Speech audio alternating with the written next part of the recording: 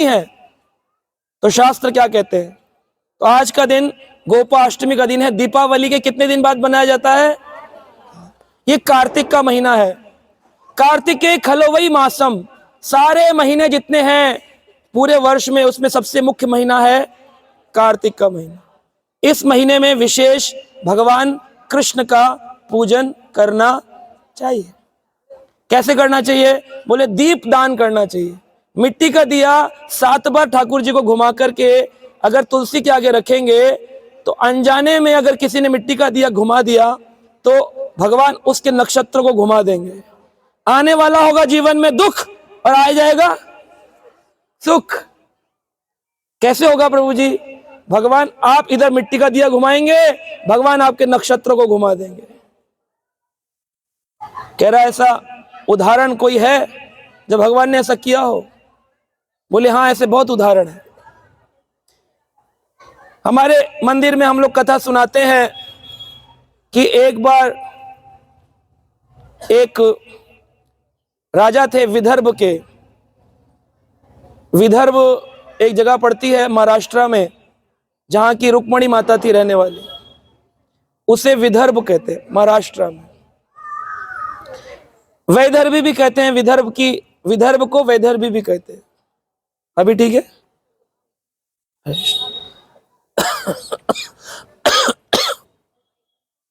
रुक्मणी माता भी विदर्भ की रहने वाली थी तो उनको विदर्भी कहते थे। तो विदर्भ नरेश के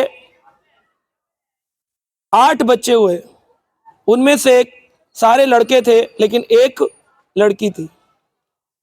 तो विदर्भ नरेश की जो लड़की थी, उन्होंने उसका विवाह काशी नरेश के साथ किया। काशी जानते हैं? कहाँ है काशी? वाराणसी, बनारस। काशी के राजा के साथ की। उनकी पहले से 299 पत्नी थी। 300 नंबर पर विवाह हुआ। वैदर्भी क्या बन गई? अब काशी की रानी बन गई। तो रानी बन के क्या करती थी? विष्णु मंदिर में दीपों का दान करती थी। जैसे ये सोसाइटी दीपदान का कार्यक्रम करवाती है हर वर्ष। तो एक व्यक्ति दीप घुमाकर चला जाता है और एक व्यक्ति उसके लिए दीप खरीद के लाता है। तो किसको ज्यादा फल मिलता है, घुमाने वाले को या खरीदने वाले को? आपने तो फ्री में घुमा दिया, किसी का दिया हुआ। तो सब लोगों को दीप मंदिर में दान देना चाहिए। तो उसमें अभी हमारे अमेरिका से कुछ भक्त आए थे मिलने मंदिर में। वो लोग अमेरिका में हमसे जुड़े हुए हैं। अभी मंदिर में आए 5-10 मिनट पहले ही, और उन्होंने मंदिर में आज 108 दीपक दान दिए। बोले हमारी ओर से 108 दीपक देना चाहते, और भगवान के मंदिर निर्माण के लिए दान भी दिया। तो जो व्यक्ति दान देता है वो ज्यादा बलशाली हो जाता है बजाय इसके कि जो घुमा रहा है। ये कथा सुनने वाले को भी फल मिलता है, सुनाने वाले को भी फल मिलता है, लेकिन जिसने ये बैठने की व्यवस्था करी, जिसने ये टेंट लगाया, उसको सबसे अधिक फल मिलेगा, क्योंकि उसने आपके लिए विशेष परिस्थितियां उत्पन्न करी है। उसको विशेष ठाकुर जी की कृपा मिलती है, जिसके कारण से लोग भक्ति कर पाए, भजन कर पाए, कथा सुन पाए। तो ये जो इनकी रानी थी, इसका नाम था लितिका। लितिका नाम की रानी थी। रानी से पूछा गया तुम इतना दान क्यों देती हो मंदिरों में? तुम क्यों दीपक देती हो? क्यों तुम सुबह सुबह कार्तिक में उठती हो? तुमने क्या देखा है? कल क्या होगा किसको पता? अभी जिंदगी का ले लो, मजे ले रहे लो। कल क्या होगा कैसे पता करें?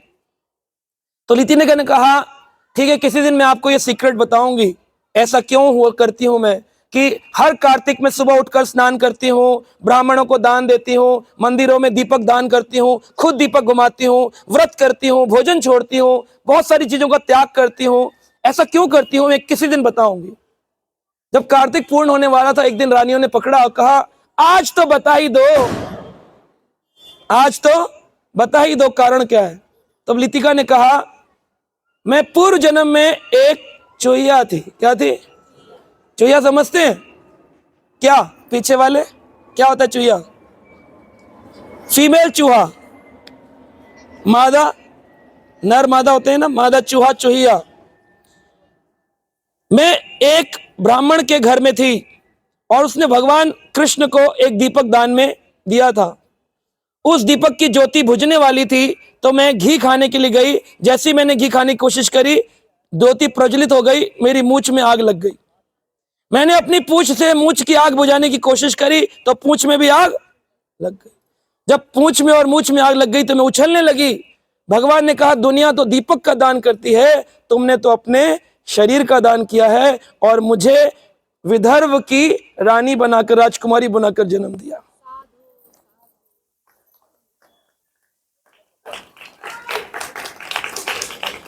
तो ये कोई चंपक की कहानी नहीं है, विष्णु धर्मोत्तर पुराण के अंदर ये कथा हमको प्राप्त होती है।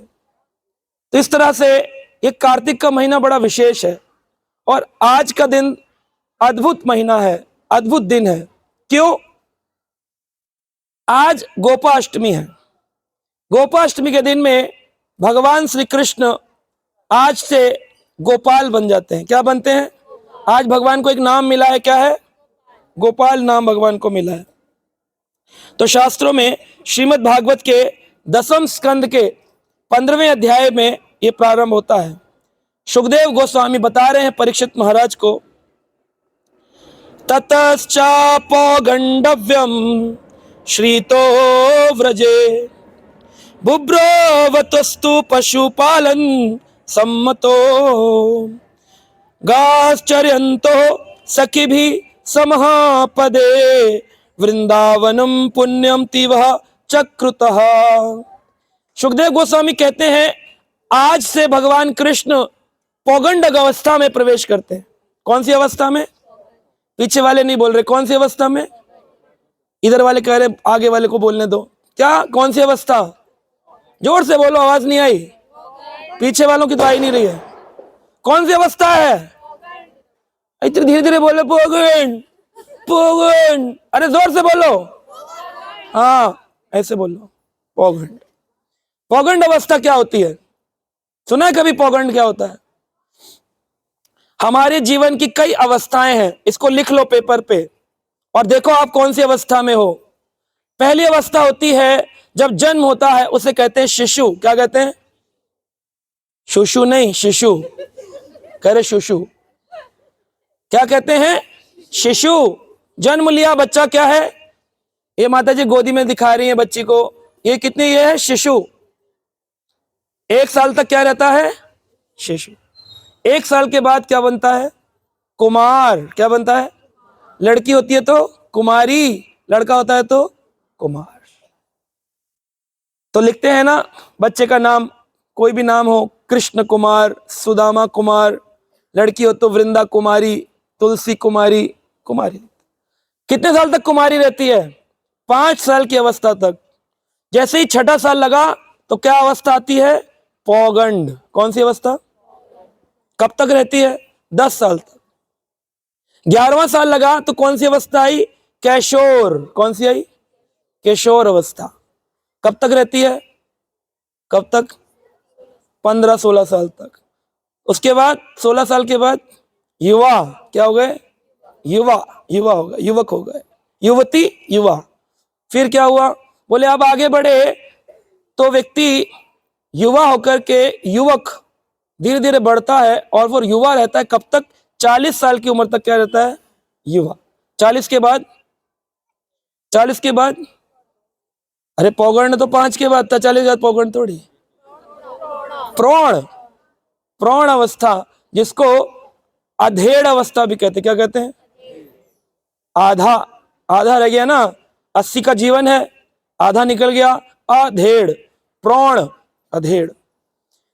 40 के बाद 60 के हुए, सरकार ने भी रिटायर कर दिया, कहा अब आप हमारे किसी काम के नहीं रहे, परिवार भी कहता है आप हमारे किसी काम के नहीं रहे। अब किसके काम के रह गए? भगवान के काम के। तब भी लोग भगवान का काम नहीं करते, ताश खेलते पार्क में जाके, जुआ खेलते दिवाली के दिन, अब भी भगवान के नहीं हुए। तो कब हो गए भगवान के? तो 60 साल की अवस्था में क्या हो गए? अब ये वृद्ध। क्या हो गए? वृद्ध। अब हो गई उम्र 80। क्या हो गई? 80। अब 80 की उम्र में क्या हो गए? जरा, जर्जर अवस्था आ गई, जर्जर, हिल रहा है शरीर, हड्डियों से भी आवाज आई राधे राधे, हड्डियां भी बोलने लगती हैं 80 साल की उम्र में। फिर उसके बाद कौन सी अवस्था आती है? मृत्यु, अंतिम। और फिर उसके बाद दूसरा शरीर, फिर दोबारा से शिशु, फिर दोबारा से कुमार, पौगंड, किशोर, युवा, प्रौढ़, वृद्ध, जरा, मृत्यु। ये अवस्था है। तो कृष्ण ने आज कौन सी अवस्था में प्रवेश किया? बोले पौगंड अवस्था में भगवान कृष्ण आए। तो क्या है पौगंड? कैलेंडर तो था नहीं मैया के पास में जो देखा हो, happy birthday to you Krishna आप 6 साल का हो गया, नहीं। कैसे पता करते थे द्वापर काल में? बोले जब बच्चे के अंदर शर्म आ जाए, जब वो लज्जावान हो जाए। 5 साल से छोटा बच्चा निर्वस्त्र घूम सकता है, लेकिन 5 से जैसे ही वो बड़ा होगा तो माँ कहेगी, क्योंकि उसके लिए तो बच्चा ही है, जान शर्मा क्या रहा है, नहा के आजा फटाफट, मैं कपड़े पहना देती हूँ। कहेगा नहीं नहीं, टॉवल बाथरूम में दे दो, क्योंकि उसको अब लज्जा आने लगी है। तो यशोदा मैया कृष्ण को ले गई और ले जाकर के यशोदा कुंड है नंदगांव में, यशोदा कुंड पे स्नान कराने ले जा रही थी। तो ठाकुर जी कहते मैया अब हम आपके हाथ से नहीं नहाएंगे, हम बलराम दाऊ के साथ जाके खुद नहा लेंगे। तो मैया बोली अरे लाला इतना को शर्माए है, क्यों शर्माए है? क्योंकि अब पौगंड अवस्था आ गई है। मैया कहती लगता है तू पौगंड हो गया है। कहा हाँ मैया अब मैं बड़ा हो गया, अब मेरा मन है कि आप मुझे गाय चारण के लिए, गौ चारण के लिए सेवा दीजिए। तो बोले ठीक है, हमारे घर में कितनी गाय हैं? बाबा के पास नंदगांव में कितनी गाय हैं? 9 लाख। आपके घर कितनी गाड़ियां हैं? हाँ 1 गाड़ी है। 9 लाख गाड़ी समझ लो, 9 लाख गाड़ी, 9 लाख। तो सोच के देखिए जरा बाबा कितने रईस होंगे, जिसके पास 1 गाड़ी के बाद 2 गाड़ी हो जाती है तो अपने आप को कहता है I am very rich. Actually वो बुद्धि से रिच नहीं होता, पैसे से होता है। अगर उसे पता हो भारत में गाय का धन सबसे बड़ा धन है। सबसे बड़ा धन कौन सा है? गौधन। गौधन, गजधन, बाजधन और रतन धन खान, जब आवे संतोष धन, सब धन धूल समान।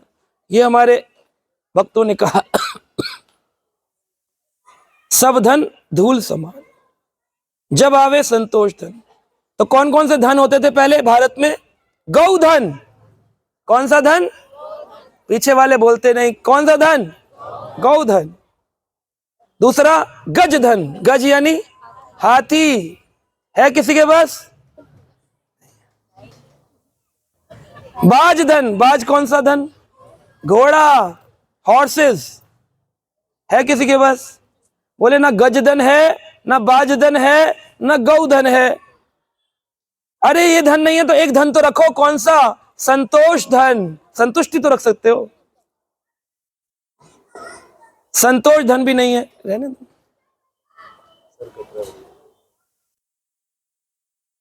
वो माइक भी ले आओ ना दूसरा। कौन सा धन? संतोष धन। संतोष धन रखना चाहिए अपने पास। अगर संतोष धन आ जाएगा तो बाकी धन अपने आप निचले हो जाएंगे। लेकिन सबसे बड़ा धन संतोष है। सारा धन आ जाता है लेकिन कौन सा नहीं आता? संतोष प्रभु नहीं आते। संतोष प्रभु जीवन में नहीं आते। लेकिन संतोष प्रभु कब आएंगे? उससे पहले जब हरिनाम प्रभु आएंगे। हरिनाम प्रभु जिसके जीवन में आते हैं उसके पीछे पीछे संतोष प्रभु अपने आप आते हैं। हरिनाम प्रभु क्या है? हरे कृष्णा कृष्ण कृष्ण हरे हरे, हरे राम ये हरिनाम प्रभु है। तो मैया ने कहा लाला क्या चाहते हो? तो कृष्ण कहते हैं मैया मैं गौचारण चाहता हूं। कहा ठीक है, गौचारण करना चाहते हो तो बाबा से परमिशन लेनी पड़ेगी। नंद बाबा के सामने एक रिपोर्ट रखी गई कि बाबा हम गौचारण करेंगे। अभी तक हम क्या करते थे? वत्स चारण करते थे। वत्स क्या है? गाय के बछड़े को वत्स कहते हैं और इसीलिए वहां से एक रस उत्पन्न होता है जिसका नाम है वात्सल्य रस। जो गाय अपने बच्चे के प्रति दिखाती है उसे वात्सल्य रस कहते हैं। क्या क्या रस है? बोले गौ माता अपने बच्चे को जन्म होने के बाद चाट चाट करके उसकी सफाई करती है। कोई माँ यहां पर है जिसने अपने बच्चे की डिलीवरी पर अपनी जीभ से चाट कर उसे साफ किया हो? लोग कहते हैं माँ सबसे बड़ी होती है, माँ से भी बड़ी होती है गौ माँ। गौ माता सबसे बड़ी होती है, उसके बाद माँ होती है। क्योंकि गाय क्या करती है? वात्सल्य भाव में चाट चाट कर अपने बच्चे को साफ करती है, इसलिए एक रस है, उसका नाम है वात्सल्य रस। भगवान नरसिंह जब प्रहलाद के सामने प्रकट हुए तो उन्होंने प्रहलाद को चाट चाट करके साफ किया। ऐसा प्रेम दिखाया ठाकुर जी ने, नरसिंह भगवान ने अद्भुत प्रेम वात्सल्य रस को प्रकट किया। यशोदा मैया ने कृष्ण के बारे में बाबा को बताया। बाबा कहते हैं ना ना ना ना, अभी तो ये छोटा है। मैया कहती नहीं, अब ये शर्माने लगा है, अब ये पौगंड अवस्था में आ गया है, इसको क्या दो? गौ चरण के लिए गाय दो। कृष्ण ने कहा बाबा गौ चरण में जाएंगे तो क्या पहन के जाएं? तो भगवान के लिए, कृष्ण के लिए चरण पादुकाएं बनवाई गई। सोने की स्वर्ण पादुका, वैदुर्य मणि का मुकुट और आभूषण बनाए गए। इसे पहनकर ठाकुर जी कहां जाएंगे? गौ चरण में जाएंगे। कृष्ण ने देखा मेरे लिए स्वर्ण पादुका बनी है, पूछा बाबा स्वर्ण पादुका मेरे लिए है, गौ के लिए क्या है? कहा गौ तो भगवान के घर से अपने जूते लेके आती है, खुर होते, खुर, गौ खुर। कहा लेकिन बाबा मैं नंगे पांव चलूंगा तो मेरी गाय भी नंगे पांव चलेगी, और अगर मैं पादुका पहनूंगा तो मेरी गाय भी पादुका पहनेगी। कितनी गाय है? 9 लाख। पैर कितने हर गाय के? 4। तो टोटल कितने पैर चाहिए, जूते चाहिए? 36 लाख। बाबा बोले गौ चरण से पहले इतना बड़ा बिल बना दिया तुमने, अभी तो गौ चरण प्रारंभ नहीं हुआ है, शुरुआत में इतना बड़ा बिल, 36 लाख जूते। कहा ठीक है, खाना सोचते हैं। तभी मैया कृष्ण के लिए एक छाता लेके आई। लाला ये बलराम पकड़ेंगे ताकि तुझे धूप ना लगे। बोले क्यों? तू काला हो जाएगा। बोले कृष्ण बोले अरे मैं क्या काला होऊंगा, मैं तो हूं ही काला। अरे इतना बता दे काना, तेरा रंग काला क्यों? तेरा रंग काला क्यों? तो उसमें कई सारे लोग कई सारे उत्तर देते हैं। काली रात को तूने जन्म लिया इसलिए काला है, काली गाय को दूध पिया इसलिए काला है, कालिया नाग पे नाथ लियो इसलिए काला है। तो कृष्ण कहते हैं ना ना ना ना, ये बात नहीं है। सखी आंखों में काजल लगाती है और अखियन में मुझको बिठाती है। सखी आंखन में काजल लगाती है और अखियन में मुझको बिठाती है, इसलिए काला।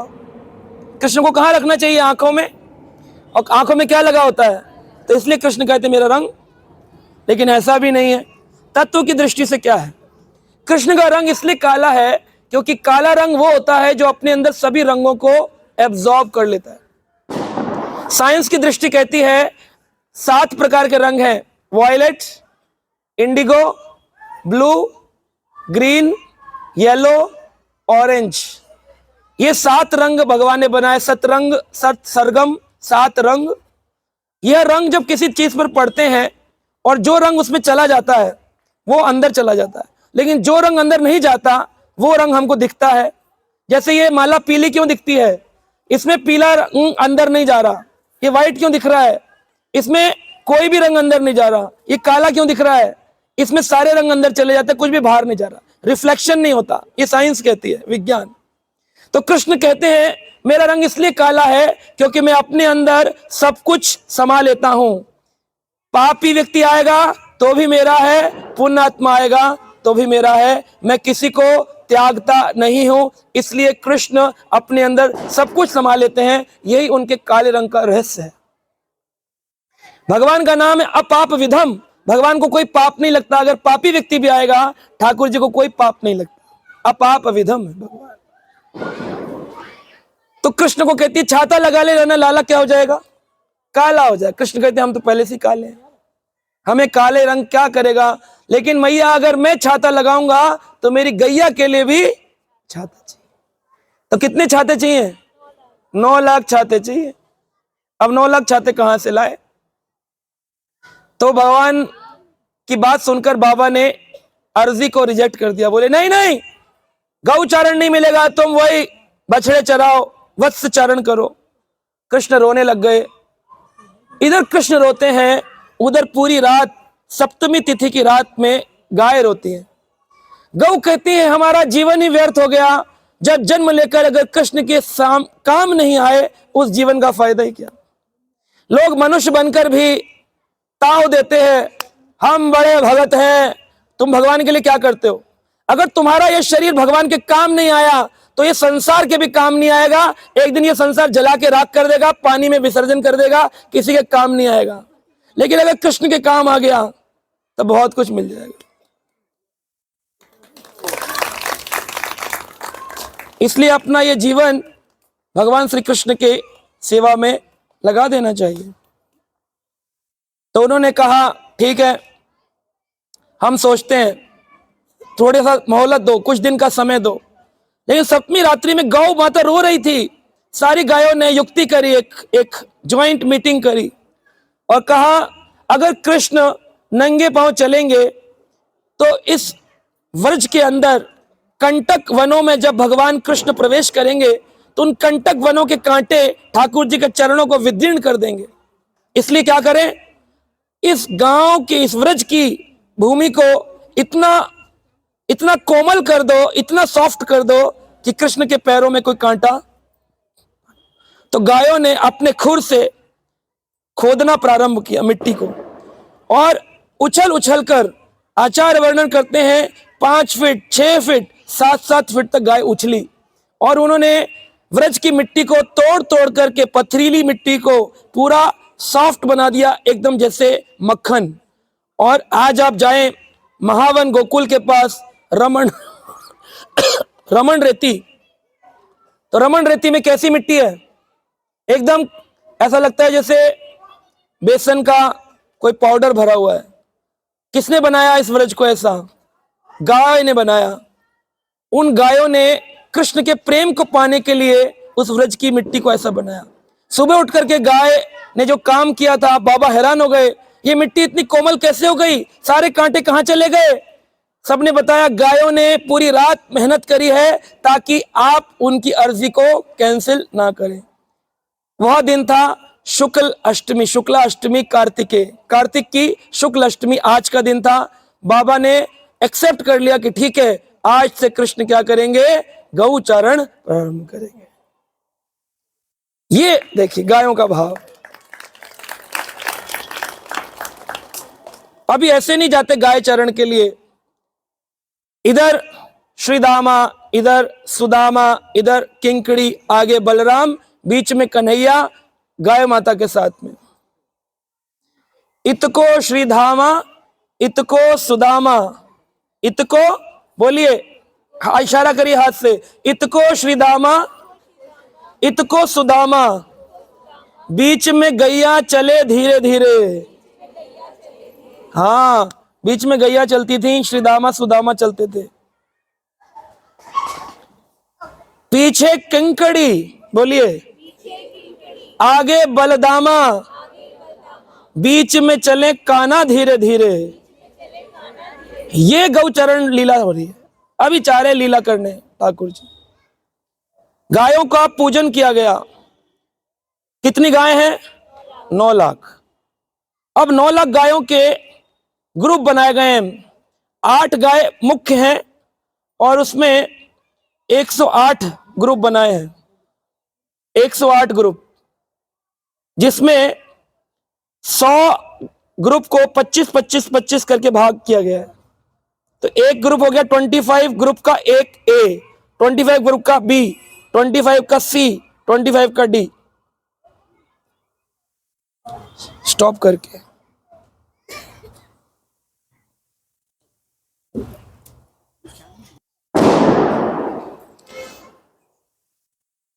तो कैसे चल रहे हैं?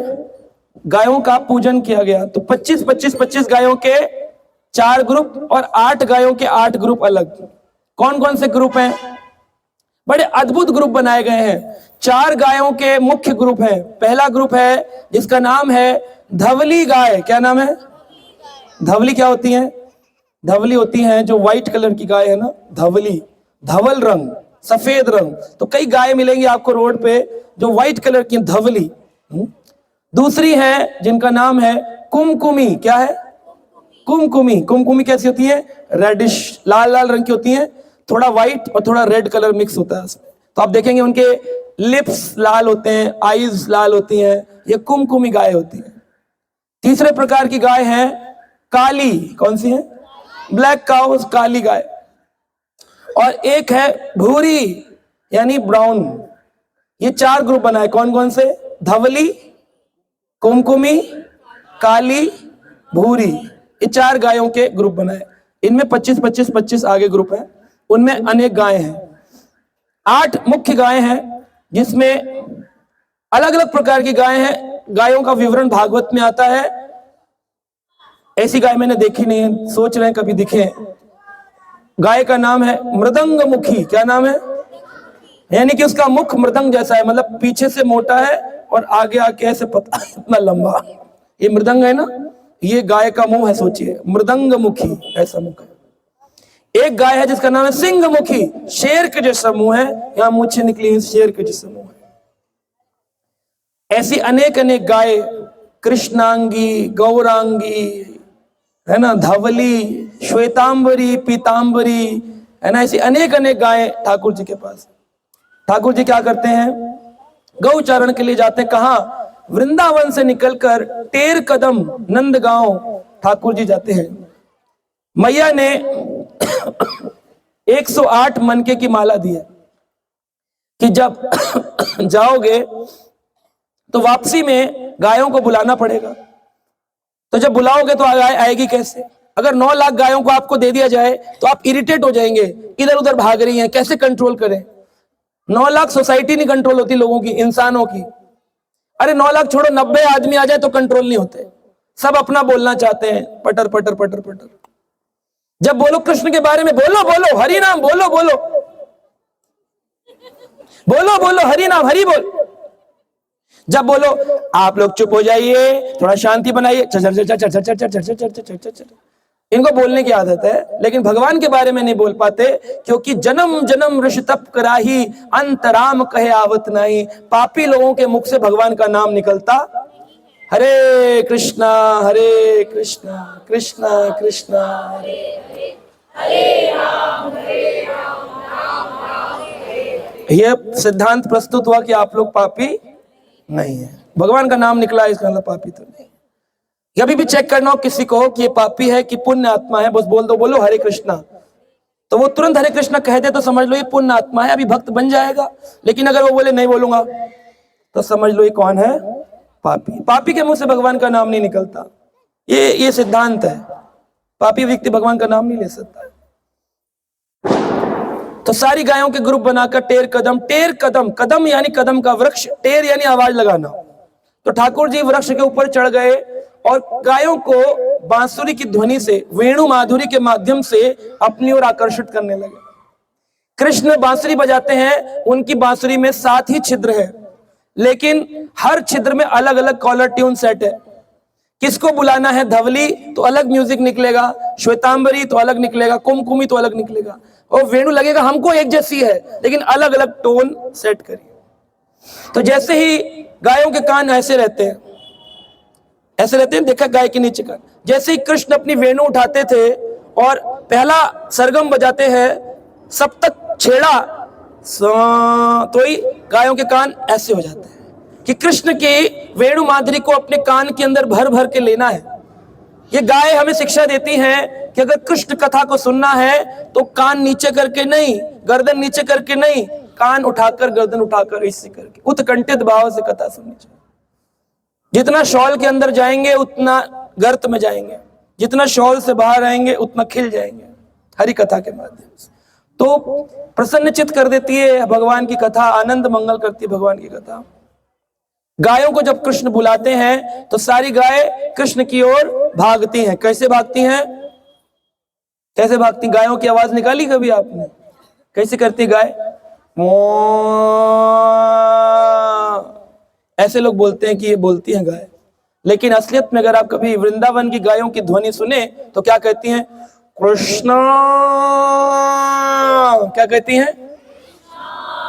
कोई गाय वहां ऊ नहीं करती है, वहां पे क्या कहती हैं? कृष्णा।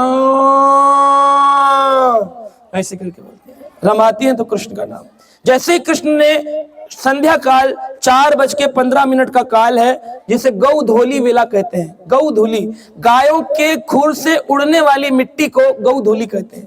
कहते हैं अगर ये धूली अगर कभी आपके शरीर पर लग जाए तो करोड़ों जन्मों में जो आपने पाप किए होंगे वो क्षण मात्र में समाप्त हो जाएंगे, उसी पल समाप्त हो जाएंगे।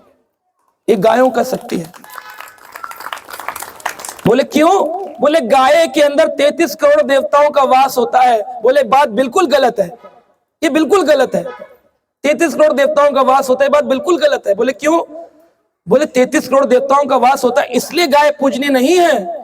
बोले गाय क्योंकि कृष्ण की है इसलिए 33 करोड़ देवता वास करते हैं उसके अंदर। इसलिए गाय एक ऐसी लिविंग एंटिटी है, एक ऐसा जीव है जिसकी पूजा स्वयं अखिल ब्रह्मांड नायक कृष्ण ने करी है। आज के दिन पूरे अखिल ब्रह्मांड नायक भगवान भी जिसको पूजते हैं उसका नाम क्या है? गाय माता, गौ माता। So be a good guy, start worshiping गाय। अच्छे व्यक्ति बनिए और गायों का पूजन करिए। गायों का पूजन करना चाहिए आज के दिन। दीप अगरबत्ती लेकर गायों की आरती। ओम सुरभे नमः बोलिए। ओम सुरभे नमः। ओम कामधेनु नमः। ओम कामधेनु नमः। इस तरह से आज कुछ मंत्रों का उच्चारण करना चाहिए और तत्पश्चात गायों की परिक्रमा करनी चाहिए। भगवान गीता के 10वें अध्याय में 28 नंबर श्लोक में कहते हैं, आयुधा नाम अहम वज्रः धेनु नाम अस्मि काम दुर्कः प्रजनाचस्मि कंदर्पम सर्पाणाम अस्मि वासुकी। भगवान कृष्ण कहते हैं आयुधों में, आयुध जो भगवान धारण करते हैं, अस्त्र शस्त्र, आयुधों में मैं वज्र हूं। इंद्र का जो वज्र है वो कौन है? कृष्ण कहते हैं मैं हूं। सर्पों में वासुकी नाग हूं, समुद्र मंथन की रस्सी में बना था। प्रजनन अस्मि च कंदर्पम, इस संसार में संतान उत्पन्न करने की भावना काम से आती। कहते काम के कारण स्त्री पुरुष संसर्ग से संतान उत्पत्ति करते हैं, लेकिन वो काम कृष्ण कहते हैं प्रजनन च अस्मि कंदर्पम, मैं ही कंदर्प हूं, मैं काम हूं। कौन सा काम? बोले शास्त्र अविरुद्धो, जो शास्त्र के अविरुद्ध हो, विरुद्ध ना हो, अगर ऐसी संतान उत्पन्न करें तो वो व्यक्ति का काम भी कृष्ण है। अगर ऐसी संतान उत्पन्न करें जो सारा दिन वीडियो गेम खेले, शोर मचाए, तो शास्त्र विरुद्धो काम नस्मि, मैं काम वो काम नहीं हूं जो शास्त्र विरुद्ध है। शास्त्र अविरुद्धो कामो अस्मि, जो शास्त्र के विरुद्ध ना हो, ऐसा बच्चा पैदा करना हो तो वह काम कृष्ण कहते हैं वो मैं हूं। प्रजनन च अस्मि कंदर्पम, मैं कंदर्प हूं। कंदर्प कोटि कमनीया विशेष शोभम, कृष्ण कहते हैं करोड़ों करोड़ों कामदेव एकत्रित कर दो, इतने सुंदर। कंदर्प कोटि कमनीया विशेष शोभम गोविंदमादि पुरुषम तम अहम भजामि। ब्रह्मा जी कहते हैं मैं उनका भजन करता हूं जो करोड़ों कामदेव को एकत्रित करके भी उनकी सुंदरता के आगे हार जाए। इस कंदर्प को कामदेव कहते हैं, कंदर्प कहते हैं और मदन कहते हैं, मदन। इसीलिए मदन कामदेव एक बार वृंदावन में आए और आकर के जो आज हमारे इस्कॉन की गौशाला है, भक्ति वेदांत गौशाला, उसके सामने नंद बाबा की गौशाला हुआ करती थी। जब बाबा वृंदावन से चलकर के नंद गांव जा रहे थे, कृष्ण की उम्र केवल 3.5 वर्ष थी। जब पूतना, तृणाव्रत और अनेक असुर वृंदावन में आए तो बाबा ने सोचा कि हम किसी पर्वत पर रहेंगे, तो उन्होंने नंद गांव को जाने के लिए प्लान बनाया और गोकुल का त्याग किया। तो कुछ काल के लिए बाबा वृंदावन में रहे। तो जिस बैलगाड़ियों में कृष्ण को लेकर आए थे उन सब ने अपनी बैलगाड़ियों को चंद्र आकार में एकत्रित कर दिया, ऐसे ऐसे लगा। और जो पीछे गाड़ी होती है उसको छटक भी कहते हैं, छटक, छकड़ा, छटक ऐसे बोलते हैं ना। शक्टासुर आया था, शकट भी बोलते हैं। तो ये शकट, बहुत सारे शकट खड़े थे, गाड़ियां खड़ी थी, और सबने अपनी अपनी गाय खोल दी चारने के लिए। तो कृष्ण बलराम छोटे वत्सों को लेकर के यमुना में जल पिलाने गए थे। तभी वहां असुर आए गाय के रूप में और उसने आकर के, वत्सासुर ने आकर आक्रमण किया और कृष्ण ने उनका वध किया। तो हम देखते हैं कि वृंदावन में कुछ काल के लिए कृष्ण रहे। तो ये जो छकट खड़े थे, इसी कारण से वृंदावन जाओ तो रोड का नाम है छठी कड़ा। छठी कहां से आया? बोले ये छकट खड़े थे, इसी कारण से चंद्रकार में ये रोड का नाम छठी कड़ा रोड पड़ा। और ये रोड कहां खत्म होती है? जहां पर कृष्ण और बलराम ने कुश्ती करी आपस में, और कुश्ती करके कृष्ण बलराम पे चढ़ते हैं, बलराम कृष्ण पे चढ़ते हैं, और सारे ग्वाल बाल ताली बजाते हैं और कहते हैं कृष्ण कन्हैया। बोलिए कृष्ण कन्हैया, दाऊ जी के भैया, कृष्ण कन्हैया, कृष्ण कन्हैया, दाऊ जी के भैया, दाऊ जी के भैया, कृष्ण कन्हैया, कृष्ण कन्हैया, दाऊ जी के भैया। और ये दोनों लड़ रहे हैं, गड़ा गड़ी लीला करे, गड़ा गड़ी लीला करे, कृष्ण बलराम, कृष्ण बलराम लड़ रहे, डर डर रहे, गिरते हैं गड्ढा हो जाता, गिरते गड्ढा हो जाता, गिरते गड्ढा हो जाता है।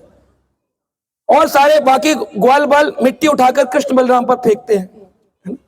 तो इस तरह से वो स्थान भी क्या हो गया? रमण रेती हो गया। तो हमारा इस्कॉन वृंदावन जो मंदिर है वो कौन से इलाके में है? रमण रेती में।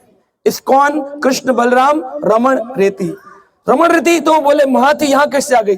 वहां गायों ने रेती बनाई, यहाँ कृष्ण बलराम ने रेती बनाई, इसलिए मंदिर का नाम क्या है? कृष्ण बलराम मंदिर, इस्कॉन वृंदावन कृष्ण बलराम। ये कृष्ण बलराम की रमण रेती स्थली है। छठी कड़ा छकट खड़े थे, फिर चले गए। शिव जी ने कहा मेरे सिर पर विराजमान होइए ठाकुर जी। दुनिया शिव जी को भगवान बताती है, शिव जी नंद गांव में जाकर के देख लीजिए, आज भी है, कोई छुपी बात नहीं है। गूगल में सर्च नहीं करना पड़ेगा, आंखें खोलकर जाओ, कोसी से मुड़ो, नंद गांव में प्रवेश करो, शिव जी बैठे हुए। उनकी जटा के ऊपर, शिव जी की सिर के ऊपर नंद भवन, नंद भवन, उसमें कृष्ण को अपने सिर पर धारण करने के लिए शिव जी नंदीश्वर पर्वत बन गए। ब्रह्मा जी बोले आप तो बढ़िया निकल गए, हम क्या करें? कृष्ण बोले तुम भी पर्वत बन जाओ। ब्रह्मा जी ब्रह्माचल पर्वत बन के बरसाना में आ गए। 4 मुंह वाले ब्रह्मा जी 4 पर्वत बन गए। कौन कौन से? विलासगढ़, दानगढ़, भानुगढ़, इस तरह यह मानगढ़, 4 गढ़ बन गए, है ना। 4 गढ़, 4 पर्वत हैं, चारों ब्रह्मा जी के मुख हैं। तो विष्णु जी बोले कृष्ण को मिल गया, बलराम को मिल गया, हमारा क्या? हाँ, ये देखो शिव जी को मिल गया, ब्रह्मा को मिल गया, हमारा क्या? तो भगवान विष्णु को कृष्ण ने कहा आप तो मेरा ही तत्व है, तो आप भी चले जाइए। वह क्या बन गए?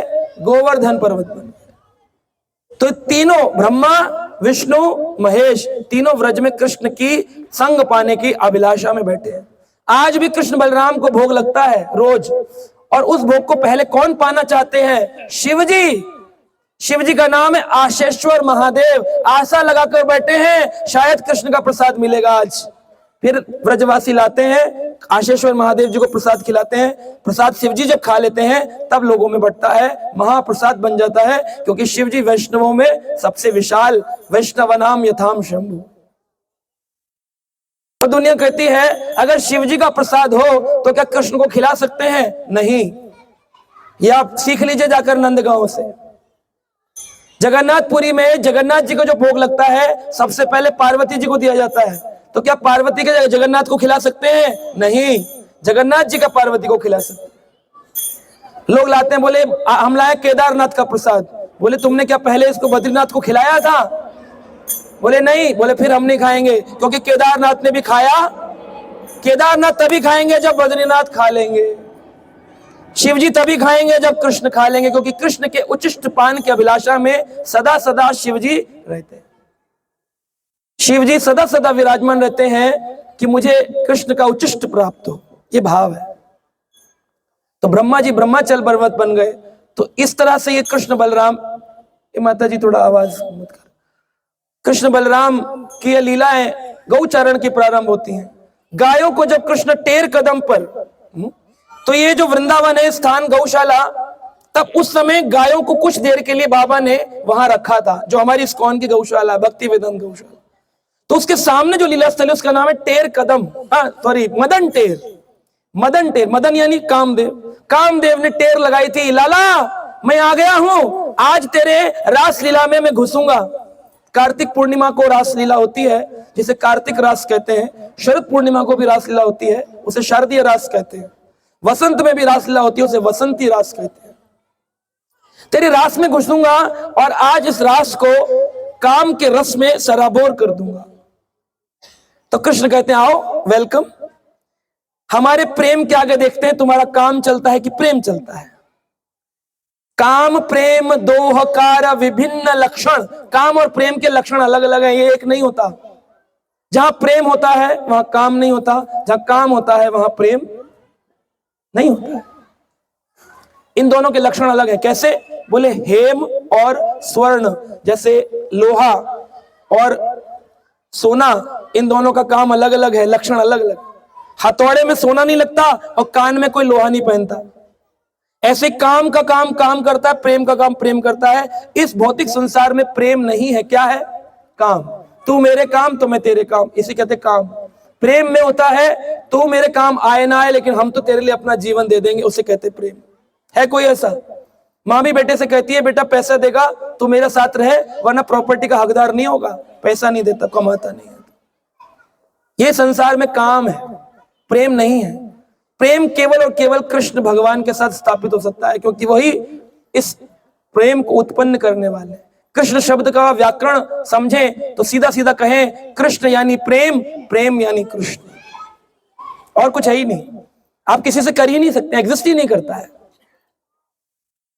तो कृष्ण का मतलब है प्रेम। क्यों? बोले कृष्ण क्योंकि ये नहीं देखते कौन व्यक्ति भजन कर रहा है, कौन व्यक्ति भजन नहीं कर रहा है। आज आप दीपक को घुमाएंगे, कृष्ण ये नहीं देखेंगे ये पापी है, नॉनवेज खाता है, माला नहीं करता है, उसको भी वही कृपा देंगे जो एक भक्त को कृपा देंगे। बराबर समो अहम सर्वभूतेषु न द्वेषो नास्ति न प्रिया। मेरा कोई प्रेमी नहीं है, मेरा कोई द्वेषी नहीं है, मेरे लिए सब समान है, इक्वल टू ऑल।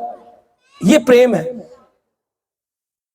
हमारी कोई बात ना माने, हम उसको अपने घर आने नहीं देंगे, लेकिन हम कृष्ण की गीता की बात नहीं मानते, फिर भी भगवान हमें रोज भोजन देते हैं, रोज आकाश से हवा देते हैं, रोज सूरज की रोशनी देते हैं। कितने कृपालु हैं भगवान। हमारी कोई बात ना माने, हम उसे नौकरी से निकाल देंगे, लेकिन कृष्ण हमें रोटी दे रहे हैं, सांस दे रहे हैं, प्राण दे रहे हैं, परिवार दे रहे हैं, भोजन दे रहे हैं। कितने कृपालु हैं। इसे प्रेम कहते हैं। ये प्रेम है। आपको इस प्रेम को बस कृष्ण की ओर मोड़ना है। कैसे मोड़ेंगे कृष्ण की ओर प्रेम को? बोले भगवान का नाम लेकर के और इस मनुष्य शरीर का इस्तेमाल उनकी सेवा में करके। तो आज गोपाष्टमी के दिन गायों को जब कृष्ण बुलाते हैं, टेर कदम और एक मदन टेर, ये दो हैं। मदन ने प्रवेश किया, चुम्बन करता, आलिंगन करता, सब कुछ करता, लेकिन कृष्ण को डिविएट नहीं कर सका, भ्रमित नहीं कर सका। कामदेव नष्ट हो गए। बोले मेरे 5 बाण हैं, पांचों बाण बेकार हो गए। ना आंख के बाण चलते हैं, न सुगंध के बाण चलते हैं, न शब्द के बाण चलते हैं, न कर्ण के बाण चलते हैं, न स्पर्श के बाण चलते हैं, कोई बाण नहीं चल रहा है। कामदेव नष्ट भ्रष्ट होकर गिर गए। कह रहे जाने दो कृष्ण कन्हैया, तुम्हारी इन 100 करोड़ गोपियों के बीच कोई काम नहीं है, केवल और केवल विशुद्ध प्रेम है यहां पर। चले गए कामदेव। वही गऊ को बुलाया जब कृष्ण ने कदम टेर पे, टेर कदम, तो वहां पे कृष्ण जब बुलाते हैं गायों को, तो गायों के जो थन हैं उनमें दुग्ध भरा है, लेकिन वो दूध बहने लगता है कि कृष्ण के काम आना है। कहीं ऐसा ना हो कि दूध निकालने के कारण कृष्ण आलस में हमको स्पर्श ना करें। दूध निकल रहा होगा तो शायद कभी मुंह लगाकर हमारे थन से दूध पी लेंगे। तो जैसे कृष्ण बुलाते हैं धवली, बोलिए। पीछे वाले कह रहे हम नहीं बुलाएंगे, बोलो धवली। मृदंगमुखी, सिंहमुखी, खुमखुमी। जैसे कृष्ण बुलाते हैं, गायों के 2 आगे के पैर आगे, पीछे के पैर पीछे, ऐसे थान इधर जा रहे, ऐसे करके थन हिल रहे हैं और आकाश में उड़ती नजर आ रही है गाय कि पहले मैं पहुंचूंगी, पहले मैं पहुंचूंगी, कृष्ण का मैं अपना दूध पान कराऊंगी, मैं कराऊंगी। ये भाव गायों का है। गाय भाग रही है कृष्ण की ओर। उन गायों के खुर जमीन पे लग रहे हैं, उससे आकाश ऐसा लग रहा है कोई घनघनाता बादल चला है, पूरा आकाश धूल से भर गया है पूरा। और कृष्ण के मुख पर वो धूल उड़ रही है। कृष्ण बड़े मुस्कुरा रहे हैं, पहले काले ऊपर से भूरी धूल लग गई उनकी। और कृष्ण इस प्रकार से सभी गायों को एकत्रित करके वापस गौशाला में अपने नंद भवन में ले आते हैं।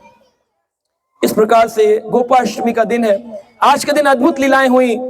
दूसरी लीला बताते हैं शास्त्र में, बोले वृंदावन जब परिक्रमा करते हैं तो वहां पर एक मंदिर है, उसका नाम है गोरे दाऊ जी मंदिर।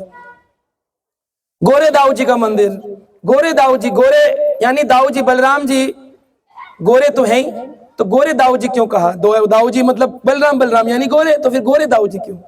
बोले एक बार कृष्ण और बलराम का वृंदावन में जैसे कहा कुश्ती का मैच होता था रोज, इधर कृष्ण इधर बलराम, इधर बलराम की पार्टी इधर कृष्ण की पार्टी, और बोलते थे कौन जीतेगा? तो एक पार्टी बोलती थी कृष्ण, बोलिए।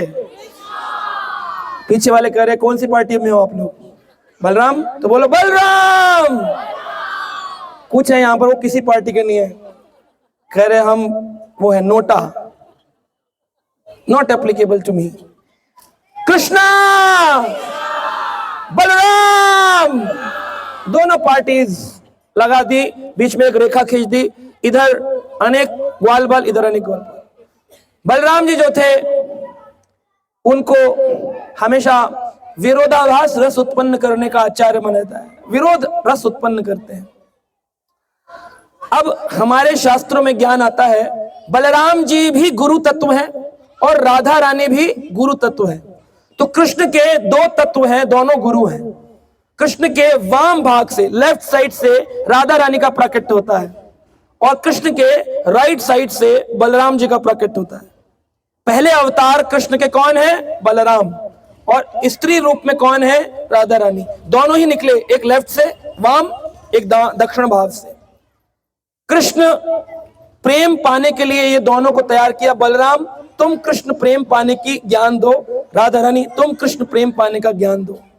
राधा रानी का जो मार्ग है उस मार्ग का नाम है रागानुगा मार्ग, और बलराम जी का जो मार्ग है उस मार्ग का नाम है वैधि मार्ग, वैधि भक्ति का मार्ग। तो हम लोग जो साधना भक्ति करते हैं, जप करना, मंगल आरती करना, दीपदान करना, शास्त्र पढ़ना, ये वैधि भक्ति का मार्ग है।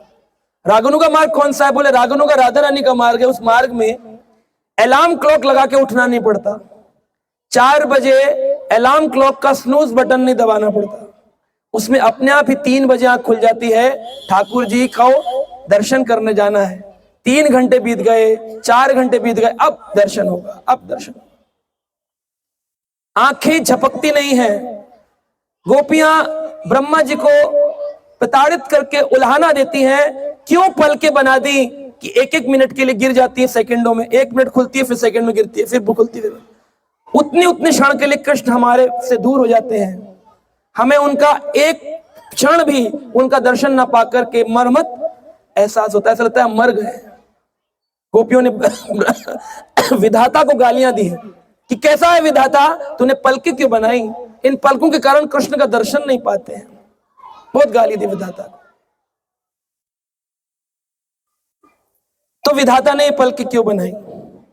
विधाता ने पलकें इसलिए बनाई ताकि अगर कभी कोई मिट्टी, कोई कंकड़ आपकी आंख में आ रहा हो तो ये पलक रूप में आपके ऑब्स्टेकल दूर हो जाए। आप क्या, जैसे कोई आपके ऐसे भी करे तो आप ऐसे कर लेते हो, पलके ना हो तो आपकी खिड़की नहीं होगी तो अंदर चला जाएगा डस्ट। तो भगवान कृष्ण को ब्रह्मा जी गोपियों को कहते हैं कि ये पलके कृष्ण आप ही हैं। जब भी जीवन में भक्त आंख है और आप पलक हैं, जब भी भक्त के जीवन में कंकड़ रूपी, मिट्टी रूपी दुविधाएं, परिस्थितियां, विषम उत्पन्न होती हैं, तो ताकि भक्त को कोई तकलीफ ना हो, ठाकुर जी आप पलक बन के नीचे गिरते हैं और बीच में आकर के सारी तकलीफों को अपने ऊपर झेल लेते हैं। तो ये पलकें बोले गोपियों को ये कृष्ण ही है, ये पलकों ये कृष्ण ही है। तो फिर ये बात समझ में आई।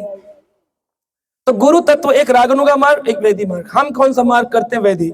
लेकिन अगर वैदी सही तरीके से किया जाए तो धीरे धीरे हम रागानुगा में चले जाएंगे। स्पॉन्टेनियस लव फॉर कृष्णा, अंदर से प्रेम उत्पन्न होगा, नींद नहीं आएगी जप करते वक्त, कथा में सुनने का मन करेगा, सोने का मन नहीं करेगा, कमरों में रहने का मन नहीं करेगा, रोज मन करेगा आज क्या सुनने को मिलेगा कृष्ण के बारे में।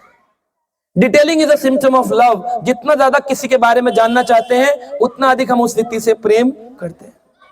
अगर हम कृष्ण प्रेम करते हैं, कृष्ण से प्रेम करते हैं, तो खाली लड्डू गोपाल को रखने से काम नहीं चलेगा, उनके शास्त्र को पढ़ना पड़ेगा। जो पढ़ते हैं वही भक्ति में आगे बढ़ते हैं, जो पढ़ते हैं वही भक्ति में आगे। लड्डू गोपाल हैं, लाला रखे हुए हैं, चिरौंजी दाना का भोग लगाते हैं, कृष्ण हमारे भी हैं तुम्हारे नहीं है। क्योंकि कृष्ण का मन मना भगवत भक्तो मदयाजी माम नमस्करो, मेरे भक्त बनो, मुझे नमस्कार करो, मेरे शास्त्र पढ़ो, मेरी पूजा करो। आप वो तो कर नहीं रहे हो, शास्त्र पढ़ते नहीं हो। कितने लोग हैं जो रोज गीता पढ़ते हैं? यहाँ पर देख लो। लड्डू गोपाल रखने से काम नहीं चलेगा, कृष्ण प्रसन्न नहीं होंगे। ये शास्त्र की बात है। यम शास्त्र विधि उत्सृज्य वर्तते काम करात, ना सुखाम ना सिद्धिम न पराम गतिम। न सुख मिलेगा, न सिद्धि मिलेगी, न परम गति मिलेगी। ऐसे आए वैसे गए, जैसे आए वैसे गए, कुछ नहीं मिलेगा। भगवत गीता पढ़ लो ना, कोई भी बात ऐसी नहीं है जो अप्रमाणिक को। भागवत में पढ़ लो। अपनी मन मर्जी के दुर्गा जी भी रखी हुई हैं, शिव जी भी रखे हुए हैं, ठाकुर जी भी रखे हुए हैं। एक गोल आरती घुमा दी, पूरी हो गई, बस पूजा गण गण गण गण गण गण। ये कौन सी पूजा है? कहां लिखी है ऐसी पूजा? शास्त्र कहते हैं इकला प्रभु कृष्ण आर सब भृत। एक कृष्ण प्रभु है, बाकी सब उनके दास है। ठाकुर जी को टॉप में रखो, देवताओं को नीचे रख सकते हो। एक कृष्ण की आरती करी तो उसके अंदर सबकी आरती हो जाती है। तो ये ज्ञान जिस दिन आया तो आप बलराम जी के रास्ते पर आए, और जिस दिन आपको नींद आनी बंद हो गई कृष्ण के बारे में सुनने के लिए, उस दिन आप राधा रानी के मार्ग पे आ गए। स्पॉन्टेनियस लव फॉर कृष्ण, राग अटैचमेंट, राग उत्पन्न हो गया। अभी हमको क्या है? कृष्ण से वैराग है और संसार से राग है। जिस दिन ये संसार से वैराग हो जाए और कृष्ण के प्रति राग हो जाए, उसे राग अनुक भक्ति कहते। राग अनुक, स्पॉन्टेनियस लव। बोलना ना पड़े, माला करो। बोले अब छूटती नहीं है, हाथ से छीनते हैं तो माला छूटती नहीं है। हम कह रहे पकड़ी नहीं जा रही प्रभु जी, नींद आती है, मन नहीं लगता। तो अभी हम राग वो नहीं है, अभी हम साधक हैं। और माला ही नहीं है तो ना साधक है ना राग अनुगा है, हम फालतू हैं, यूजलेस। मनुष्य शरीर पाके हमने कुछ नहीं किया, we wasted the human life. तो कृष्ण बलराम का युद्ध होना था। बलराम जी डर गए कृष्ण को देख करके। बलराम जी डर गए क्योंकि वह विरोध रस उत्पन्न कराना चाहते थे। गुरु तत्व है तो ग्वाल बाल जो बलराम जी की साइड थे वो बोले क्या करें, कृष्ण तो तैयार हो गए, पुशअप लगा रहे हैं, अभी युद्ध होगा, बलराम जी हमारी पार्टी हार जाएगी, आज मक्खन मिश्री नहीं मिलेगा, क्या होगा। बलराम जी बोले मैं तो नहीं जा रहा, आज कृष्ण बड़े जोश में है, मैं तो नहीं जाऊंगा। तो सारे ग्वाल बालों ने राधा रानी से रिक्वेस्ट किया, राधा रानी आप भी गोरी हैं और अगर आप आज हमारे साथ चले तो हम युद्ध जीत सकते हैं। राधा रानी बोली ठीक है मैं तैयार हूं। तो बलराम जी के कपड़े राधा रानी को पहनाए गए और राधा रानी को बलराम जी की जगह रख दिया गया। इधर से पार्टी चिल्लाई बोलो कृष्ण कन्हैया लाल की, इधर वाले चिल्लाए बोलो दाऊ जी महाराज की, और युद्ध प्रारंभ हो गया। युद्ध प्रारंभ क्या हुआ? बोले इधर से पहले जाएंगे उधर से बाद में। तो पहले टॉस किया गया कौन पहले जाएगा। तो बलराम जी की साइड से पहले जाना था, तो राधा रानी को धक्का देकर ग्वालों ने भेजा। जैसे गोप कुमारों ने भेजा, राधा रानी ने स्पर्श किया कृष्ण का, और कृष्ण जोश में आए थे पकड़ के। जैसे ही पकड़ा, राधा रानी ने स्पर्श किया, कृष्ण कांपने लग गए पूरा। कहते ये कौन सा आ गया तत्व, धड़ाम से मूर्छित हो गए। ऐसा लग रहा था पता नहीं पहले ही पंच में हार गए हैं। सारे ग्वाल बाल उनके कृष्ण कह रहे क्या हो गया, लाला उठ लाला उठ। लेकिन लाला तो गए। लाला कह रहे हैं आज सामने कोई और है, बलराम जी नहीं है। कौन है ये, कौन है? तो वो लोगों ने बताया कि ये राधा रानी है। बोले कृष्ण बोले राधा के आगे तो कृष्ण आधा, राधा रानी के आगे तो कृष्ण आधे हो जाते हैं। बोले हम कुछ नहीं कर सकते, हार गए। तो इसलिए उधर कृष्ण ने हारा था बलराम जी के माध्यम से। तो आज ही के दिन गोपाष्टमी के दिन ये लीला हुई। दाऊ जी को और राधा रानी को दोनों को, एक को गोरा गोरंगी गोरे रंग की कृष्ण राधा रानी, और दाऊ जी तो गोरे दाऊ जी, राधा बलराम। गोरे दाऊ जी के रूप में वहां पर रखा गया, क्योंकि दोनों ही गुरु तत्व हैं, चाहे राधा हो चाहे बलराम। तो बुलाया था वैदिक भक्ति, आ गई राघुनगा भक्ति, इसलिए कृष्ण प्रेम में विवल होकर गिर गए, मूर्छित हो गए। एक लीला आती है आज के दिन, भगवान श्री कृष्ण राधा रानी से मिलने के लिए नंद गांव के पास एक सरोवर है, नंद गांव और बरसाना के बीच में, जिसका नाम है प्रेम सरोवर। प्रेम सरोवर, प्रेम से सरोवर, सरोवर प्रेम से भरा हुआ प्रेम सरोवर, जहां पर वैचित्य प्रेम का लक्षण प्रकट किया कृष्ण ने। वैचित्य कृष्ण प्रेम, एक अलग प्रेम है जिसका नाम वैचित्य कृष्ण प्रेम, वैचित्य कृष्ण प्रेम। तो प्रेम वैचित्य का उदाहरण दिया वहां पर भगवान ने। वह प्रेम सरोवर पे मिलने का समय था। तो प्रेम सरोवर की लीला है, वो अलग एक लीला आती है कि प्रेम सरोवर पर भगवान ने बुलाया था राधा रानी को मिलने के लिए। तो एक दिन राधा रानी और कृष्ण दोनों आए और इतने में मधुमक्खी, वो भौरा जो था वो राधा रानी को डिस्टर्ब कर रहा था। राधा रानी कहती है, हे कृष्ण तुम वैसे तो मिलते नहीं हो, जब मिले हो तो ये भौरा हमें परेशान करता है, इसको हटाओ। तो कृष्ण ने अपने मित्र मधुमंगल से कहा, जो ब्राह्मण है, मधु इसको हटाओ। तो भौरे को भी मधु कहते हैं, क्योंकि वो मधु चुराता है पुष्प से, इसलिए उसको भी मधु। तो 3 मधु हो गए, एक मधु यानी मधुमंगल, एक मधु हो गए भौरा, एक मधु कृष्ण हो गए, क्योंकि कृष्ण है मधु राक्षस को मारने वाले मधुसूदन, इसलिए कृष्ण को भी प्रेम से मधु कहते हैं, भौरे को भी मधु कहते हैं और मधुमंगल को भी मधु। तो 3 मधु उत्पन्न है प्रकट। तो राधा रानी कहती है इस भौरे को हटाओ, तो कृष्ण कहते मधुमंगल इस भौरे को हटाओ। तो मधुमंगल अपना गमछा लेकर हटाने लगा, हट हट हट हट करके। तो भौरा उड़ने लगा। तो मधुमंगल कहता है कृष्ण तुम कर लो अपनी लीला। मधु चला गया। कौन चला गया? अब राधा रानी को यह लगा कौन चला गया है? मधुसूदन चला गया, कृष्ण चले गए, मधु चला गया। यह बात सुनकर ही राधा रानी के आंखों से अश्रु निकलने लग गए। हाथ हाथ में है, लेकिन यह लग रहा है कि ये तो मुझसे दूर चले गए हैं। यह सोचकर राधा रानी रोने लग गई हैं। और राधा रानी के अश्रुओं को देख करके कृष्ण की आंखों से भी अश्रु। इसको कहते हैं प्रेम वैचित्य, यानी प्रेम जिससे है उसके होने पर भी उसके खोने का अनुभव प्रेम वैचित्य भाव कहलाता है। प्रेम वैचित्य, होने पर भी खोने का भाव। तो ये जो सरोवर है उसका नाम प्रेम सरोवर पड़ा। तो प्रेम सरोवर पर कृष्ण ने एक दिन बुलाया राधा रानी को निकुंज वन में कि लाओ राधा रानी को बुलाओ। अब राधा रानी का विवाह हो चुका है। उनके पति विष्णु स्वरूप अभिमन्यु, जो कि तत्व से विष्णु है, लेकिन उन्होंने कभी स्पर्श नहीं किया, क्योंकि राधा रानी लक्ष्मी विष्णु होते हैं, राधा विष्णु नहीं होते हैं। राधा रानी का रस विष्णु से बहुत ऊंचा है। लक्ष्मी जी राधा रानी के शरीर से, उनके सच्चिदानंद रूप विग्रह से सहस्त्र लक्ष्मियां प्रकट होती हैं, सहस्त्र पार्वतियां प्रकट होती हैं, हजारों करोड़ों दुर्गाएं उत्पन्न होती हैं। राधा रानी वो ऊंचा तत्व है। उन राधा रानी को विष्णु स्पर्श नहीं कर सकते, केवल कृष्ण की है, ना बलराम स्पर्श कर सकते। तो राधा रानी से कृष्ण मिलना चाहते हैं, मिलने के लिए बुलाया है। तो राधा रानी के भाई, उनका नाम है श्रीदामा। क्या है? श्रीदामा। श्रीदामा को बोला है कि जाओ राधा रानी से मिलना चाहता हूं, बहुत पीड़ा हो रही है। अब तो वो आना ही बंद कर दी, मिलती नहीं। जब से अभिमन्यु से विवाह हुआ, उनकी सास और ननद जटिला और कुटिला, जटिला बड़ी जटिल है और कुटिला बड़ी कुटिल है। वो जाने नहीं देती, कृष्ण से मिलने नहीं देंगे। पर राधा रानी तो कृष्ण की अंतरंगा शक्ति है। राधा पूर्ण शक्ति, कृष्ण पूर्ण शक्तिमान, दुई वस्तु भेद नाही, शास्त्रेर प्रमाण। शास्त्र प्रमाण देते दोनों में कोई भेद नहीं है, एक शक्ति एक शक्तिमान है। तो शक्तिमान अगर अपनी शक्ति से ना मिले तो अधूरापन लगता है। हमें अगर खाना ना मिले तो कमजोरी लगती है, कृष्ण को अगर राधा ना मिले तो कमजोरी लगती है। तो कृष्ण कहते मुझे मिलना है, कैसे मिलूं? श्रीदामा से कहते जाओ श्रीदामा तुम जाकर के कुछ करो। अब श्रीदामा वृषभानु महाराज के पुत्र हैं और राधा रानी वृषभानु महाराज की पुत्री हैं। तो दोनों का स्वरूप एकदम सेम है, गोरे रंग के हैं, तप्त कांचन है और स्वर्ण जैसा तेज आभा उनके शरीर से निकलता है। बड़े सुंदर हैं दोनों, देखने में एकदम एक जैसे। तो श्रीदामा देखता है कि जटिला और कुटिला महल के बाहर बैठी है एक वन है ना जहां पर ससुराल है श्रीमती राधा रानी, कौन सा वन है? जावट ग्राम, जावट, ये नंदगांव से पहले पड़ता है जावट। तो जावट में राधा रानी की ससुराल है, आज भी है वहां पर। कृष्ण बलराम राधा रानी कृष्ण का बहुत सारे विग्रह हैं। तो उस बड़े किले के अंदर जाना चाहता है श्रीदामा, लेकिन बाहर कौन बैठी है? जटिला। कहती है अंदर नहीं जाने दूंगी।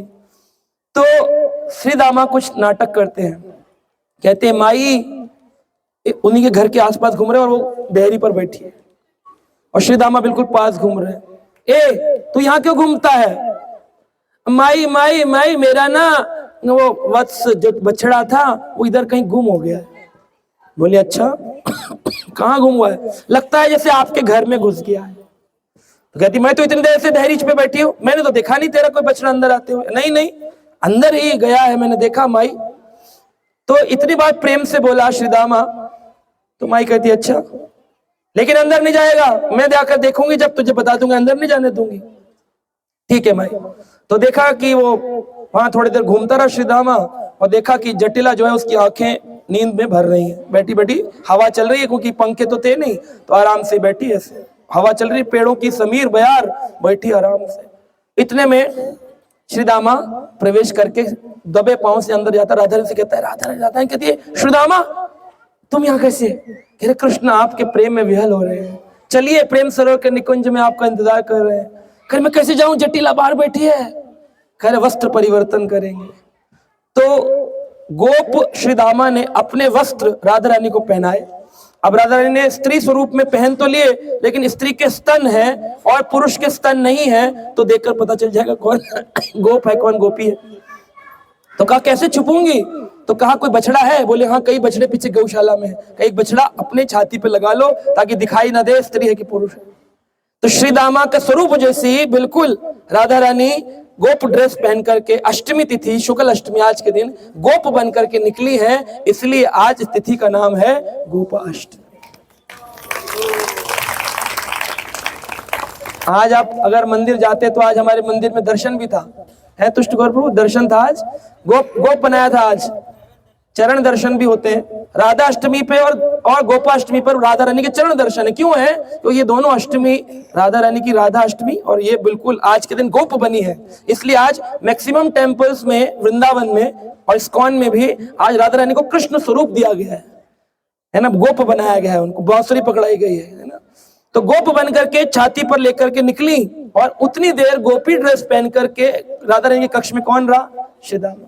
जटिला कुटिला अंदर आई, देखती हैं लेटी हुई है, बिल्कुल आभा समान है, स्वरूप समान है, और वो कृष्ण के साथ निकुंज में। बहुत देर जब हो गई तो उन्होंने कहा पता नहीं क्या हो गया है। श्रीदामा कहता है कहीं ऐसा ना हो राधा रानी लौटे ही ना और मुझे यहाँ पर अभिमन्यु जटिला कुटिला पकड़ ले तो सब भेद खुल जाएगा। कमरा बंद है तब तक तो चल रहा है, लेकिन सामने आए सारा भेद खुल जाए, क्या करूं? तो आज भी आप जाएं जावट ग्राम में, ऊपर एक कक्ष है, वहां पर हरे कृष्ण महामंत्र लिखा है, जहां पर राधा रानी और कृष्ण रहते थे, वो लीला करते थे। श्रीदामा रहे कुछ काल के लिए, तो नीचे उतर कर आए और नीचे उतरकर उन्होंने बोला, राधा रानी का रूप तो था ही उनका, तो मटका उठा लिया, क्योंकि अब इन्हें भी तो छुपाना है, तो इन्होंने 2 मटके उठा लिए हाथ में और चलने लगे। तो कहती कहाँ जा रही है? कह रही माई पानी खत्म हो गया है तो कुएं से थोड़ा पानी ले आओ। कि जल्दी जाओ जल्दी आ। तो राधा रानी का रूप जो था लेकर के श्रीदामा बाहर निकले और भागे भागे गए। बोले इससे पहले कि अभिमन्यु आ जाए राधा रानी का पति और सारा गड़बड़ हो जाए, राधा रानी को छोड़ा जाए यहाँ से।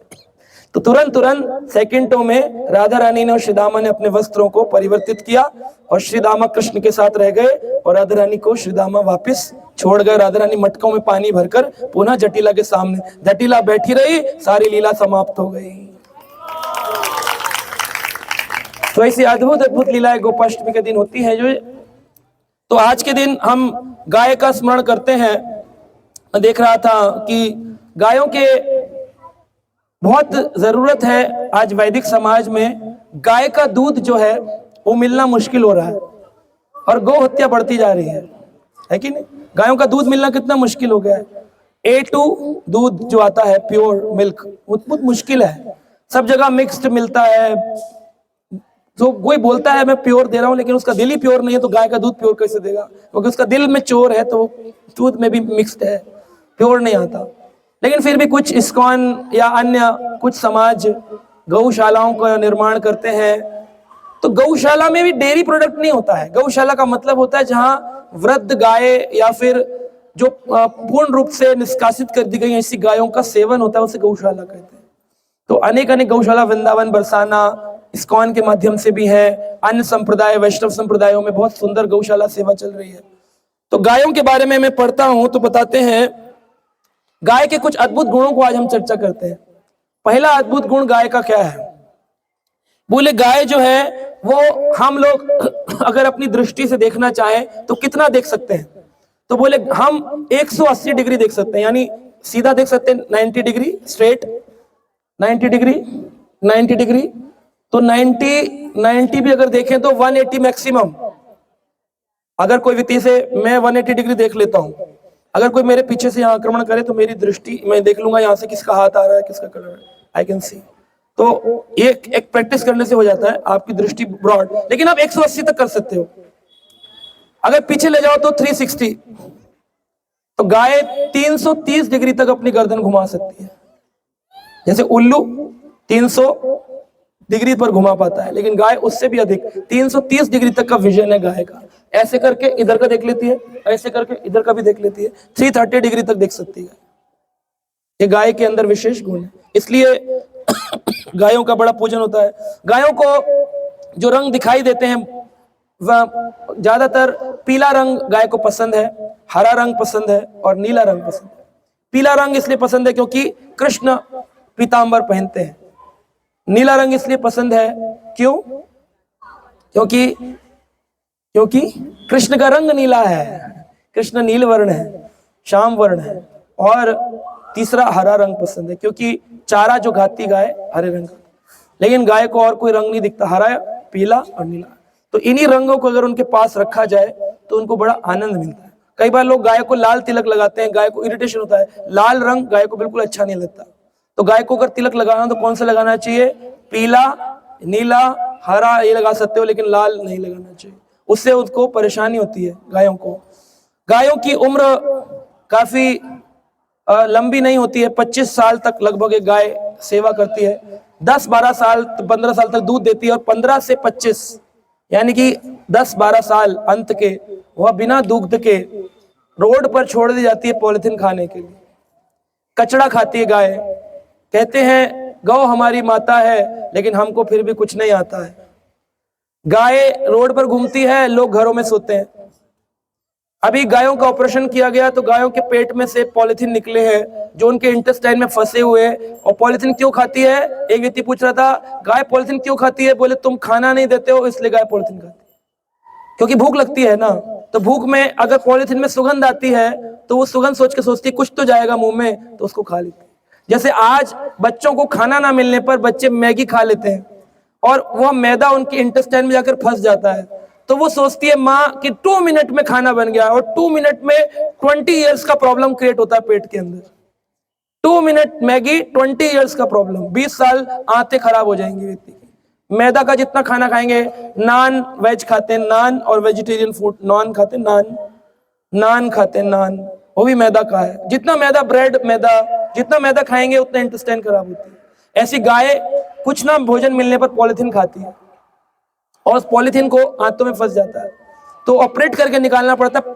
15-15 किलो पॉलिथीन पेट से निकलता है, 20-20 किलो पॉलिथीन। भूख लगती है, खाना नहीं है, तो इसलिए कितनी जरूरत है कि सारे अगर जो भक्त गोपाष्टमी के दिन ही भोजन कराएं, रोज ही गोपाष्टमी बनाएं, कृष्ण की पूजा करते हैं। तो गायों ने आज के दिन कृष्ण को नाम दिया गौपाल, गायों का पालन करने वाले, गोविंद गायों की रक्षा करने वाले। तो गायों को अधिक सोने की आवश्यकता नहीं होती है, वो कम सो करके अपना गुजारा कर लेती, ज्यादा नींद नहीं लेती। कुत्ते जैसे बहुत लंबा लंबा सोना चाहते हैं, हमेशा आंख बंद करके लेटे रहते हैं, लेकिन गाय ज्यादा नहीं सोती है, वो चबाती ज्यादा देर है, ज्वाली करती रहती है, लेकिन सोती नहीं है। गाय के अंदर एक स्ट्रॉन्ग सेंस ऑफ स्मेलिंग होती है, जिससे वो ये देख सकती है तकरीबन 10 किलोमीटर के अंदर कौन उसको हार्म करने वाला है और कौन उसको प्रेम करने वाला। 10 किलोमीटर गाय की सेंस बताई गई है। 10 किलोमीटर की परिधि में गाय सुगंध से पता लगा सकती है कौन हार्म करेगा, कौन मुझे प्रोटेक्ट करेगा। अगर श्रवण की शक्ति बात करी जाए तो गायों की सुनने की शक्ति मनुष्य की शक्ति से भी कहीं ज्यादा अधिक होती है, इसलिए उनको दूर से ही वृंदावन की वेणु सुनाई देती है, उनके कान खड़े हो जाते हैं और उसमें रस माधुरी को भरने के लिए अपने होल खोल देती है पूरे पूरे और अधिक ले सकूं। कहते हैं कि एक दिन में गाय अगर चरने के लिए छोड़ा जाए तो गाय पर डे 13 किलोमीटर का वॉक करती है। 13 किलोमीटर कम से कम रोज गाय चल सकती है, ये उसकी एक पोटेंसी है। अब गाय को रस्सी से बांध के रख दोगे और चलने नहीं दोगे तो गायों के पैर खराब हो जाते हैं। उसको पर डे 13 किलोमीटर चलने की इच्छा होती है, लेकिन चले कहाँ? सिटी में तो रोड पे ट्रैफिक जैम है, गौशालाओं में स्पेस नहीं है, डेयरी प्रोडक्ट में बांध के रखते हैं, तो गायों की ऑलमोस्ट दुर्गति है। तो जिस समाज में गायों की दुर्गति है वो समाज में कृष्ण भक्ति कैसे हो? कम से कम हम इतना तो कर ही सकते हैं कि हम उनके लिए बहुत बड़ी गौशाला नहीं बना सकते, तो जो गौशालाएं चल रही हैं, चाहे वो इस्कॉन में हो, इस्कॉन के बाहर, जैसे भी, गायों की सेवा कभी कभी महीने में एक दिन जाकर करनी चाहिए। कुछ ब्रशिंग कर दें, कुछ स्नान करा दें, कुछ चारा खिला दें, यह सोचकर कि कृष्ण ने इनकी सेवा करी, कृष्ण की भी माँ है, ये कृष्ण भी इनको पालन करते हैं, कृष्ण भी इनका पूजन करते हैं, है ना? इनकी दुर्गति हमारी दुर्गति है। तो इस प्रकार से गायों के अंदर बहुत विशिष्ट गुण बताए गए हैं। कहते हैं कि गाय सबसे ज्यादा प्रिय है। पहले जमाने में जिस घर में गाय नहीं होती थी वो व्यक्ति का घर पूर्ण घर नहीं माना जाता था। आज के घर में एडवांस घर वो है जिसमें कुत्ता हो या बिल्ली हो। बोले पेट होना चाहिए तो कौन? बोले कुत्ता या बिल्ली। गाय नहीं रख सकते, कुत्ते के लिए भोजन है, गाय के लिए नहीं भोजन। कुत्ता घुमाने निकलते हो, गाय घुमाने नहीं निकल सकते। उसी को गौचरण कहते थे। आजकल कौन सा चरण है? कुत्ता चरण। कुत्ता चरण को जा रहा हूं, बोलना चाहिए कहां जा रहे हो भैया? बोले कुत्ता चरण, बिल्ली चरण। गौचरण जाने में दुख लगता है, कुत्ता चरण में बेल्ट ले लेंगे बड़ी सी और एडवांसमेंट में घूमते हैं। गौचरण नहीं जा सकते, गाय रखो। बोले मैं सरकार अलाउ नहीं करती है क्योंकि हम बिल्डिंग में रहने लग गए, फ्लैट में रहने लग गए, सारे कंसेप्ट ही फ्लैट हो गए हमारे, सब खत्म, समाप्त। गाय एक दिन में तकरीबन 100 लीटर पानी पी सकती है। 100 लीटर, 100 लीटर पानी पी सकती है। ये गाय के अंदर क्षमताएं बताई गई हैं। गाय इंसानों की तरह 9 महीने में अपना गर्भ धारण करके डिलीवरी करती है और बच्चा पैदा होने पर 5-10 साल तक लगातार, माँ तो 6 महीने में दूध स्तन से आना बंद होता है, लेकिन गाय का दूध कई सालों तक चलता रहता है। गाय कितनी कृपालु है, दूध देती है अपने बछड़े को पालने के लिए। तो गायों को बहुत सारी भाषा समझ में आती है, लेकिन सबसे ज्यादा उनको कौन सी भाषा समझ में आती है? प्रेम की भाषा। तो गायों को सबसे अच्छा लगता है जब आप उनके नजदीक खड़े होकर उनके गर्दन के इस भाग को थोड़ा थोड़ा सहलाएं। इसको भागवत में कंडुयन कहा गया है। कंडुयन करेंगे तो यह भाग उनको बड़ा अच्छा लगता है, गाय को यहाँ सहलाना अच्छा लगता है, हा? तो गाय कभी भी काटती नहीं है। लोग गाय को खाना नहीं, कुत्ते को हाथ से खिलाएंगे, मुंह पे चटवाएंगे, गाय को दूर से फेंक कर चले आएंगे। कुत्ता चटवा रहे हैं, गाय से दूर भाग रहे हैं। गाय, कुत्ता बेड पे सो रहा है, गाय रोड पे पॉलिथीन खा रही है। देखिए कम्युनिटी का डिफरेंस, कुत्ता कम्युनिटी हो गई गाय कम्युनिटी से। दैट इज वाई जो गाय रखते थे they were good guys, we are bad guys. हम बुरे व्यक्ति बन गए, हमारी कम्युनिटी को हमने खराब कर लिया पूरी तरीके से। क्या कर सकते हैं? बोले इतना कर सकते हैं, विचार कृष्णमयी हो जाए, भगवत नाम हो जाए हमारे हृदय में, गायों के प्रति प्रेम हो जाए और जो गायों के प्रेमी हैं उनकी सहायता हो जाए। इसी में मनुष्य जीवन की सफलता है। तो इसलिए आज गोपाष्टमी का दिन यह अद्भुत दिन है जब भगवान कृष्ण की बहुत सारी लीलाएं हुई हैं। समय कम है इसलिए मैंने संक्षिप्त में कुछ लीलाओं का वर्णन यहाँ किया है। कभी भागवत होगा तो फिर पुनः और कथाओं का वर्णन किया जाएगा। हरे कृष्ण।